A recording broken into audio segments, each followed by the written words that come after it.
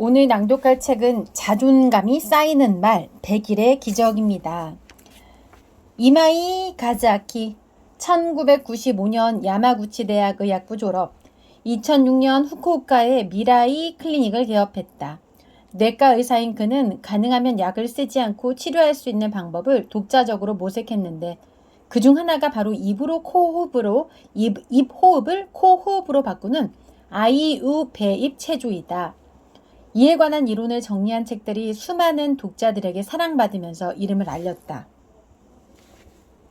면역력을 높여 병을 고치는 입체조 아이우베, 자율신경계를 조절해서 병을 고친다 입체조 아이우베, 면역력을 높여 자율신경을 조절하는 혀 트레이닝 등등의 건강 실용서로 유명하다.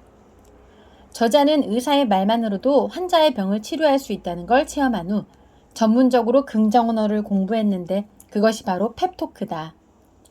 이는 미국 스포츠 심리학에서 시작된 긍정적인 말하기 기술로 의료 현장뿐 아니라 가정, 학교, 회사에 얼마든지 응용해서 사용할 수 있다. 이 책에는 펩토크 강사이기도 한 저자가 뽑은 긍정적인 펩토크 100개가 수록되어 있다.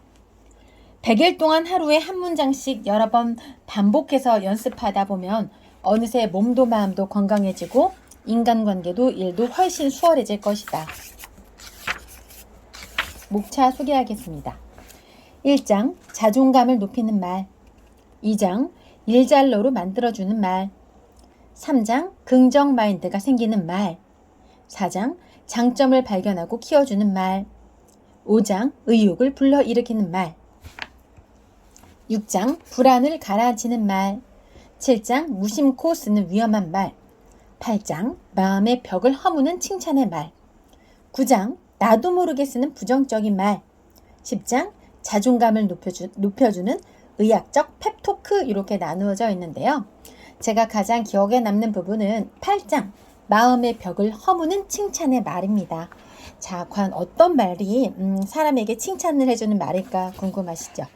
제가 낭독해 보도록 하겠습니다. 페이지는 283페이지부터 갑니다. 무심코 하는 칭찬. 부탁의 말에도 함정이 있다. 살다 보면 상대를 칭찬하거나 어떤 일을 부탁해야 하는 경우가 참 많습니다. 그런데 어떤 사람들에게는 너무나 쉬운 칭찬이나 부탁도 또 다른 어떤 사람들에게는 어려운 일일 수도 있습니다. 예를 들어 100점 만점 시험에서 90점을 맞았다고 이야기했더니 10점만 더 맞았으면 만점이잖아 라고 나무라듯이 말하는 부모도 세상에는 적지 않습니다. 분명 어떤 사람들은 어린 시절 부모에게 이런 식의 말을 듣고 마음이 상했을 겁니다. 이들이 이렇게 말하는 이유는 한 일보다는 하지 못한 일에 신경을 곤두세우기 때문입니다. 그러니 칭찬에 인색하고 채근하는 말에만 익숙합니다. 부탁과 관련해서는 이런 조사가 있습니다. 30대 남녀 300명에게 업무를 혼자서 떠맡은 적이 있습니까? 라고 물으니 남녀 모두 절반이 있다고 대답했습니다. 대처법으로는 집중력과 근성으로 버텼다는 사람이 남녀 모두 35%, 동료나 주위 사람의 도움을 받았다고 답한 사람은 여성이 22%, 남성이 10% 미만. 상사나 리더와 상담했다는 여성은 10%, 남성은 5% 미만이었습니다. 이 조사 결과는 힘들 때 다른 사람에게 도움을 요청하지 못하는 사람이 꽤 많다는 것을 말해주고 있습니다. 칭찬을 잘하지 못하는 사람과 부탁을 잘하지 못하는 사람, 이들은 어쩌면 어떻게 칭찬의 말을 건네야 하는지, 어떻게 부탁의 말을 해야 하는지 제대로 배워본 적이 없어서 이런 사람으로 굳어진 것일 수도 있습니다. 칭찬과 부탁은 인간관계를 부드럽게 만드는 윤활유입니다. 서로의 신뢰를 구축하고 이욕을 끌어올리는 데에도 이것만큼 효과적인 것은 없습니다. 86일부터는 어떻게 하면 마음의 벽을 허무는 펩토크로 칭찬과 부탁의 말을 할지 공부해 봅시다. 내 딴에는 칭찬의 의미로 말을 건넸는데 상대가 불쾌해하는 일이 발생하지 않도록 말이에요. 자, 그럼 오늘도 좋은 말을 만드는 하루를 만들어 봅시다. 칭찬도 말투가 따라줘야 먹힌다. 마음의 벽을 허무는 칭찬의 말. 의욕을 높이는 펩토크. 꾸준히 노력했군요. 의욕을 다운시키는 푸페토크. 이제야 좀 하는구나. 하지 못했던 일을 할 수 있게 된 상대에게 이제야 좀 하는구나 라고 말할 때가 있습니다. 물론 지금까지의 고생을 알거나 함께 노력한 경우라면 순수하게 칭찬으로 느낄 수도 있습니다. 하지만 상대에 따라서는 이제야라는 말 때문에 시간이 너무 걸렸다라는 걸 크게 받아들일 수도 있다는 걸 기억하세요. 이제야 좀 하는구나. 시간이 너무 걸렸네. 너는 왜 이렇게 무능하니? 라는 말로 받아들여서 오히려 침울해질 수도 있기 때문이죠. 그러니 상대방이 소심하고 예민하다면 꾸준히 노력했군요 라고 결과가 아니라 노력한 과정에 초점을 맞춰서 말해보세요. 그러면 상대는 더욱 보답받은 기분을 느낄 수 있습니다. 또 자신에 대해서도 긍정적으로 생각하게 되면서 앞으로 더 열심히 해야지 라는 생각을 하게 됩니다. 저희 병원에서도 지도기간이 끝난 직원에게 이제야 할 수 있게 됐군요 라고 말했을 때 내가 병원에 그만큼 수고를 끼쳤구나, 시간이 너무 오래 걸려서 민폐를 끼쳤구나 라면서 부정적으로 받아들이는 사람도 있습니다. 이런 사람에게는 정말 열심히 노력하셨네요. 이제 혼자서도 잘하시겠네요. 제가 없어도 이제 괜찮겠네요 라면서 그 사람의 성장에 초점을 맞춰 말해줍니다. 그러면 상대는 기쁨과 성취감을 느끼고 스스로 더욱 열심히 하게 됩니다. 결과가 아니라 과정에 주목해서 칭찬해주기. 마음의 벽을 허무는 칭찬의 말. 의욕을 높이는 펩토크. 네, 많이 썼네요. 의욕을 다운시키는 푸페토크. 일단 다행이네.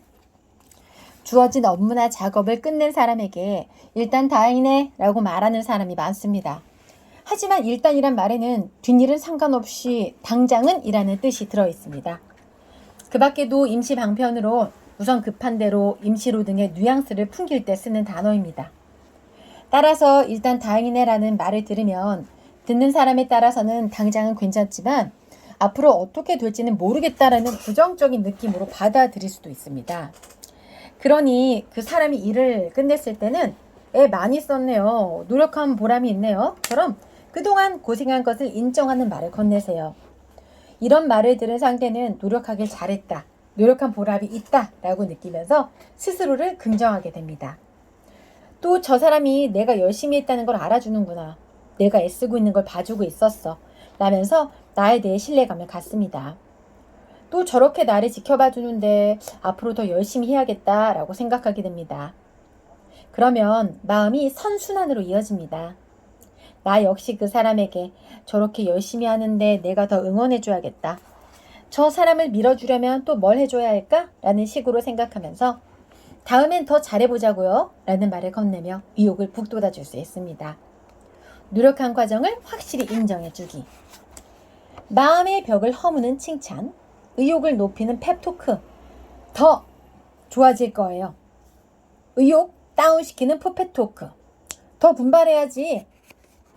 결과가 좋든 나쁘든 더 열심히 해야지 라는 말을 하는 사람이 있습니다. 대부분 무언가를 하면 더 좋은 결과를 얻을 수 있어 라는 뜻으로 상대를 격려하기 위해서 하는 말이지만 듣는 사람 입장에선 부담이 될 수 있죠. 특히 결과가 좋지 않았을 때는 이 말이 자신을 비난하는 것처럼 들릴 수도 있습니다. 또 결과가 좋았을 때는 이것만으로는 부족하다, 성과가 충분하지 않다는 뜻으로 받아들일 수 있습니다. 양쪽 모두 부정적인 감정을 불러일으킵니다.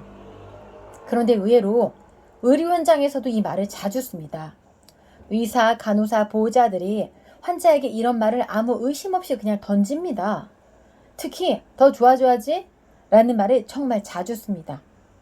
계속 열심히 치료에 임하고 있는 환자가 이 말을 들으면 나는 아직 멀었구나 라는 생각에 낙담할 수 있으므로 조심해서 써야 합니다. 그렇다면 이 말 대신 어떤 펩토크를 쓰면 좋을까요? 이 역시 잘 안 된 일에 주목하는 게 아니라 조금이라도 더 나아진 면이 있다면 그 점을 칭찬해주면 됩니다. 오늘은 다리가 펴지네요. 앞으로 더 나아질 거예요. 라는 식으로 말이에요. 아직도 이 부위가 불편하니까 좀 더 재활치료에 최선을 다해보세요가 아니라 지난번보다 훨씬 유연해졌어요. 조금만 더 신경 쓰면 더 좋아질 거예요. 라는 식으로 바꿔 말하면 됩니다. 더 나아진 점에 주목해서 밝은 미래 제시하기. 오늘은 자존감이 쌓이는 말 100일의 기적의 일부를 낭독을 해봤는데요.